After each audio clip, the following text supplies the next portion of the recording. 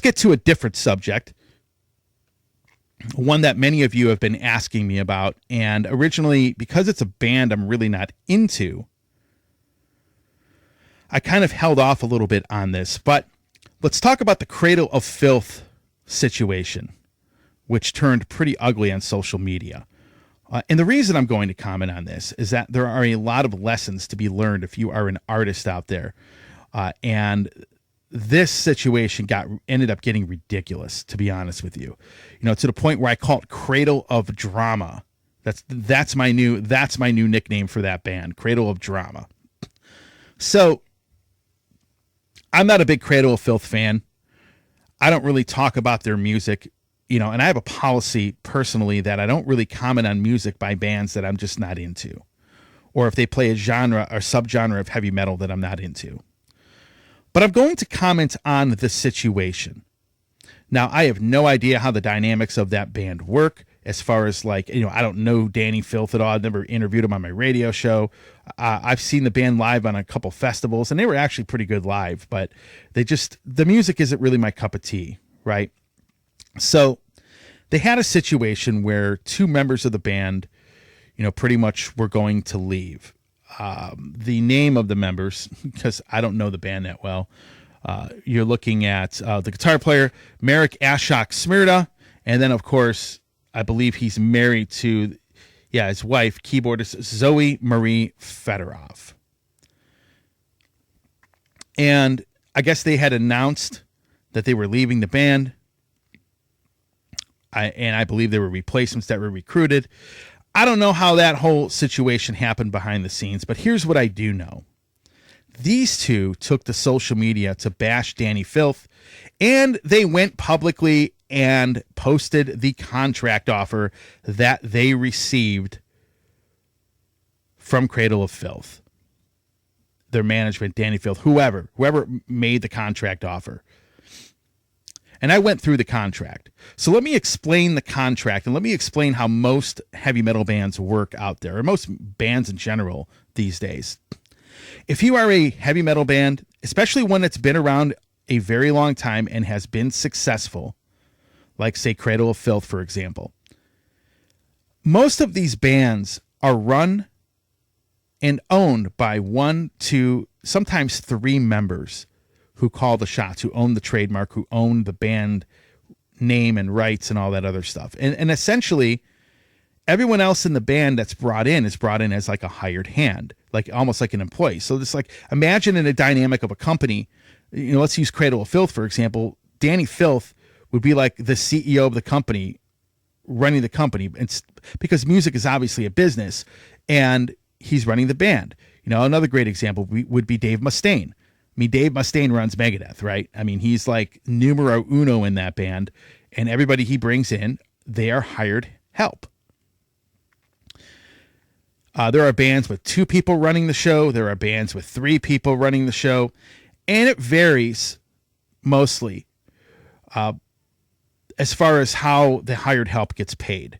Generally speaking, the contract that I was looking at, which I think pays these to like $25,000 a year, looking through the terms of the contract, that is a very typical contract that most people in bands, like if you are like a hired musician, like a hired gun, that is a very typical contract most of these people get. If you go through, and I've seen a lot of contracts personally from musicians that I know in a lot of very significant bands that have a contract pretty similar to this. Now, I also know bands that pay their members a lot more than, what this Cradle of Filth contract has in it. There are bands that are very generous with that, and they pay the hired help, as you want to call them. They pay those people a pretty good amount of money to where like the people running the band really aren't hoarding all the money. Some band members that run things, they take like 80 and 90% of the money, and the other 10% they pay to everybody else. And I'm talking money made like after profit, that profit that's made after expenses are paid. Some bands I know personally pay the other members of the band extremely well. which helps lead to the consistent lineup in those bands. But the contract that I think it was Zoe or I don't know, one of these two former members posted it, is very typical, believe it or not. This is why you see so many people in like 2 or 3 different bands. You know, you might have a $25,000 or $30,000 contract with one band. You might play 40 shows that year. And then you go to the other band you're in, play another 40 shows and make that 25, 30 grand again. You know, and then, you know, you're in another project, you're recording, you know, and some of these guys, you take all 3 of those contracts and combine them. You got a pretty decent salary for playing music. But this is how most of these bands operate. I would say 95% of them operate this way. So the contract they posted is very typical. Now, there's a lot of personal mudslinging being thrown at each other. I'm not going to get into any of that because, you know, a lot of that is he said, she said. We don't know what's really true. We don't know what's not true. So I'm not going to comment on any of that. But I am going to comment on how this situation was handled. And I'm going to comment on how it should be handled. And how you as a musician should not handle things in a manner of which these 2 former members handled the situation. So essentially, the personal mudslinging ended up getting to a point where these 2 former members, this Ashok guy and Zoe, the keyboard player, went to social media and started publicly bashing Danny Filth. And one of them, of course, scanning and showing the entire contract and making public what they were offered. Folks, I'm going to tell you flat out, that is completely the wrong way to handle that situation. And I'm going to tell you why it hurts these 2. It doesn't really hurt Danny Filth that much at all. So, first of all, these 2 people are obviously not in the band anymore. And they started mudslinging their former boss and even posting things that are pretty private. Now, here's the thing. You don't really see tons of musicians posting these contracts online. You don't really see them complaining nonstop about it. I mean, some people do. Some people might complain and say, hey, you know, I left the band because of money. And that's what happens.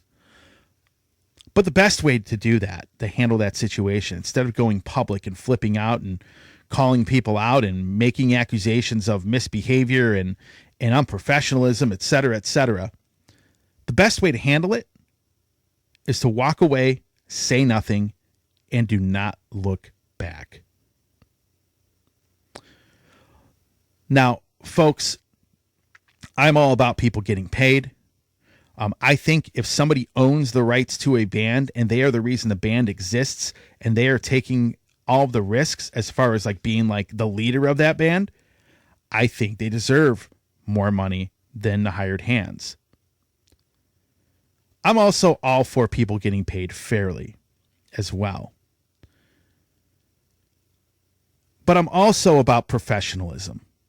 I'm also about handling the situation the way you should in a professional manner and to have a good track record and have a good rapport with somebody. I'm going to put myself in the shoes of these 2 members, for example. So they talked about years of unprofessional behavior. First of all, you put up with that for years, for over a decade. I would have never stood for any of that crap, and I would have been gone very quickly if there was a lot of unprofessional behavior I had to deal with. I just don't put up with that kind of nonsense, number one. So they stayed in the situation. They chose to stay there. They could have went elsewhere. They have a band like Cradle of Filth on their resume. They could have easily left, and they didn't. When there is a contract negotiation, in the case of the contract that they made public. Now, Danny Filth says that was kind of thrown out there, and obviously it was up for negotiation. I don't know how true that is. I don't know if that's true or not. I can't tell you. If the terms of the contract are not what I like, and let's say they are let's say Danny Filth, let's say I'm these 2, and Danny Filth is not wanting to negotiate, fine. I have a track record of being in this band. I will look for a gig elsewhere. I would tell him, look, this isn't for me. I don't like these terms. I'm not going to sign on the dotted line. And I'm going to go elsewhere. Thank you for the opportunity. Best of luck. And I would have been gone. The reason, first of all, that's how I do handle things. The second thing is, these two former members, they are easily replaceable. The reason those contracts aren't crazy money, because a lot of people want that gig. And there is more of an abundance of people willing to take that gig than there are gigs available, right? It's a whole supply and demand. There's an overabundance of musicians that would love to be in that band and have that job and play on stage and have that band's name on their resume. And there are far more people out there willing and wanting to do that than there are available gigs in higher profile heavy metal bands that exist. So these two people, Danny Filth, if I'm having people come at me, okay, next man up or next woman up. But these two make themselves look bad, because here's the thing. If I have a band and I see somebody putting my business out there, or let's say, for example, putting out behind the scenes stuff online, posting a contract online and I see them calling out their former boss, I'm going to be very hesitant to trust those people, because how do I know? I don't know what's true or not, but what if they don't like something I do? And then all of a sudden they start calling me out. Maybe they might make something up about me. I don't know. But I'm not going to trust somebody that's going to go take things to the internet and take things to social media. I'm just not going to do that. So it's not like these two won't get a gig somewhere. I'm sure, they're talented musicians. I'm sure they'll end up in a band somewhere. But it's going to be much harder for them to get pretty high profile gigs in a lot of bands. I'm not saying they can't. It's going to be harder because people are going to see them posting this nonsense online. And really what they are doing, and I'm not saying they're wrong in feeling the way that they do, because I didn't experience what they went through in the band. But folks, in a very highly competitive world that we know as the music business, you can't afford to go out and start calling people out publicly, especially when you are in the position of just being a hired hand. Because that one gig you want in another band, you have like 50 other people that are capable of taking that gig and who want that gig. So if I have someone equally as talented as you that doesn't cause drama, am I going to take them, or am I going to take the people that are basically going online and bashing their former boss and showing legal documents online, et cetera, et cetera? I'm probably going to go with the person that keeps things behind the scenes, doesn't call people out, doesn't start bad-mouthing people publicly. I'm going to go for the person who has that attitude over the people whining and crying about everything on the internet. That's just my mentality. So the other thing that it does, and I don't think a lot of you realize the dynamics of social media, especially these two.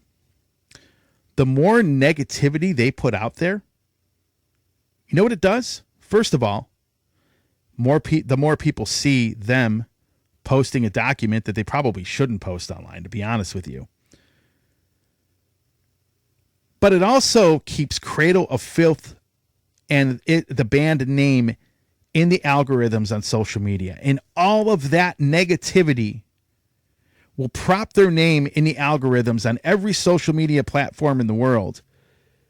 And so when like Cradle of Filth does a tour, when they have a new album coming out, all of this negativity is going to draw people to the band. it will draw people to the band. Even people that may not have even heard the band before, they're going to check the band out. And that is something, them going on social media and doing this is just going to help the visibility on social media for Cradle of Filth. That's what it's going to do. A great example of that, if you remember me talking about Iron Savior, who canceled their appearance at Prog Power, right?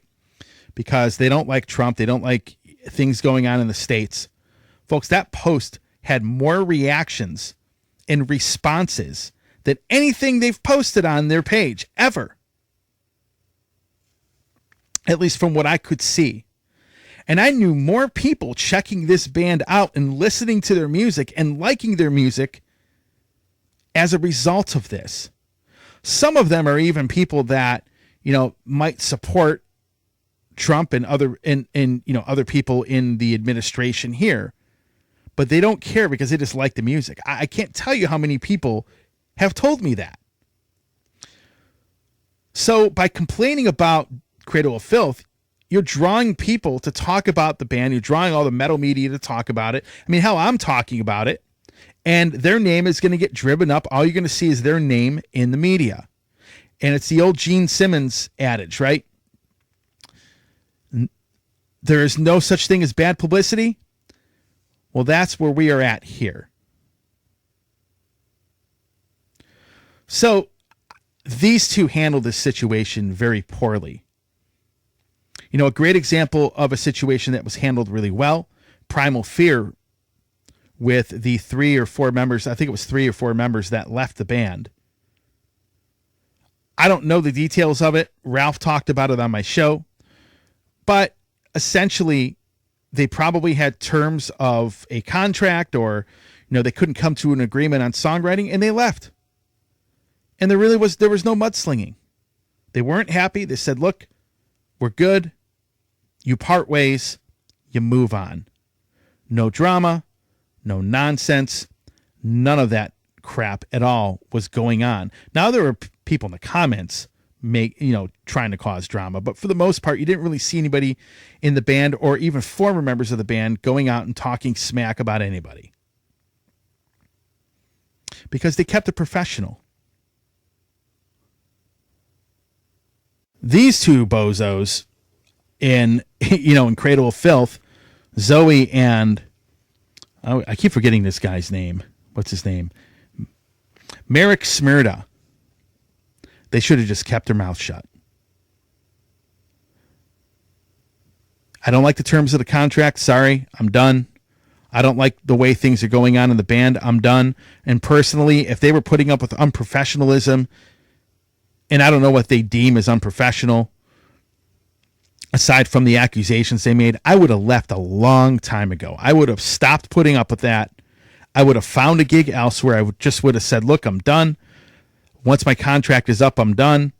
I would have done that far earlier, and I would have not put up with that nonsense if indeed that stuff actually happened.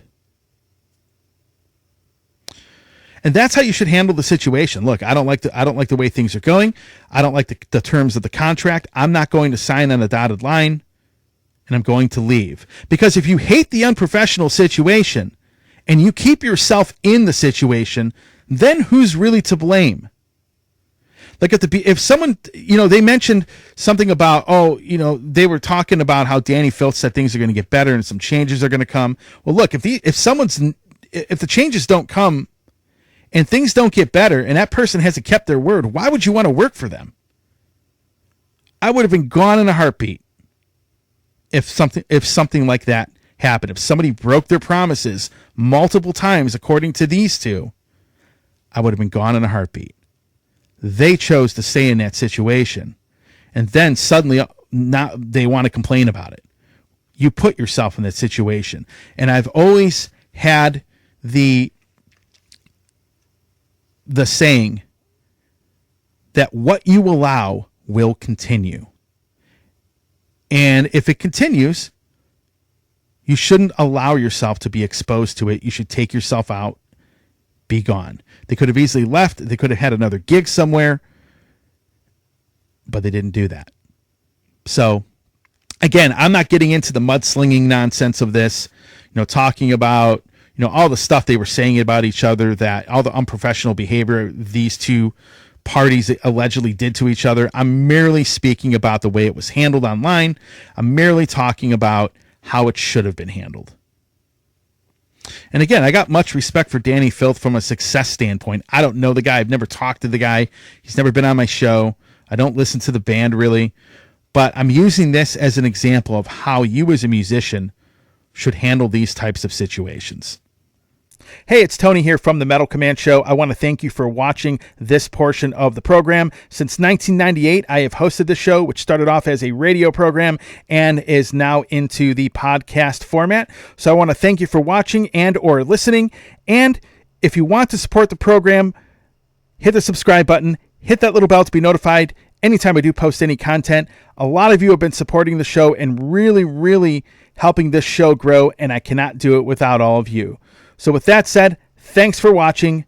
Stay metal.